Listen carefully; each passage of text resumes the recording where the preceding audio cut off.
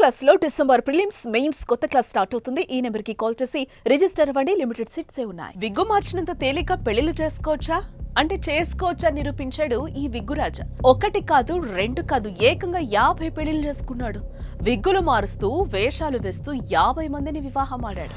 విగ్గులు పెట్టుకుని రకరకాల hair styles లో అందమైన ఫోటోలు మ్యాట్రిమోనీ సైట్లలో పెడుతూ డబ్బున్నోడిగా నటిస్తూ అమ్మాయిలను బురుడీ కొట్టించడం ఇతగాని స్పెషాలిటీ. ఈ కేటుగాడి వల్ల చిక్కుకొని మోసపోయిన ఓ ఫిర్యాదుతో విగ్గురాజా భాగవతం మొత్తం వెలుగులోకి వచ్చింది. ఒకప్పుడు పెళ్లంటే అటు 7 తరాలు ఇటు 7 తరాలు చూసుకుని సంబంధాలు ఖాయం చేసుకునేవారు. అయితే ప్రస్తుతం కాలం పూర్తిగా మారిపోయింది. మ్యాట్రిమోనీ సైట్లు, కమిషన్ల బ్రోకర్ల ద్వారా సంబంధాలు కుదుర్చుకొని పెళ్లిళ్ళు చేసుకుంటారు. ఇదే అదురుగా కొందరు మోసాలకు పాల్పడుతున్నారు.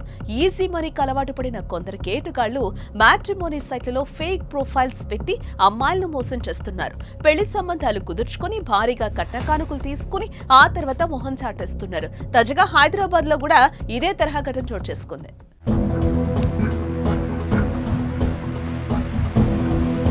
ఈజీ మనీకి అలవాటు పడిన వంశీకృష్ణ మ్యాట్రిమోనీలో పెళ్లి కోసం ఎదురు చూస్తున్న వారిని టార్గెట్ చేస్తాడు.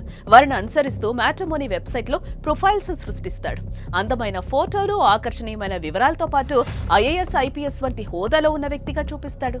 వివాహం కోసం క్రమంగా సంబంధిత అమ్మాయిల తల్లిదండ్రులతో చర్చలు మొదలుపెట్టి వారి నమ్మకాన్ని పొందుతాడు. తీరా పెళ్లికి సిద్ధమవగానే ఆర్థిక సమస్యల పేరుతో పెద్ద మొత్తంలో డబ్బులు గుంజుతాడు. ఇక తాజాగా గచ్చిబౌలి ప్రాంతానికి చెందిన ఓ ప్రముఖ డాక్టర్ కుమార్తెను పెళ్లి చేసుకుంటారని వంశీకృష్ణ మాటిచ్చాడు. ఆమె తండ్రిని నమ్మించి 40 లక్షలు తీసుకున్నాడు. అయితే డబ్బు విషయంలో మరోసారి ఒత్తిడి చేయడంతో ఆమె తండ్రికి అనుమానం కలిగింది. ఈ సమయంలో వంశీకృష్ణ ఆ మహిళా డాక్టర్ ఫోటోలను మార్ఫింగ్ చేసి సోషల్ మీడియాలో పెట్టి పరువు తీస్తానంటూ బెదిరించాడు. దీంతో మోసపోయానని గ్రహించిన డాక్టర్ పోలీసులకు ఫిర్యాదు చేయడంతో విగ్గురాజా భాగవతం బయటపడింది.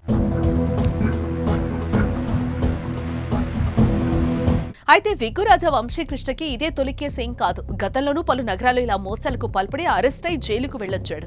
కానీ జైల్లో నుంచి బయటకొచ్చిన వెంటనే కొత్త మోసాలకు సిద్ధమవుతాడు. కొంతమంది అమ్మాయిల తల్లిదండ్రులు ఆయన మోసానికి బలై తాము మొత్తం ఆస్తి కోల్పోయారని చెప్పుకున్నారు.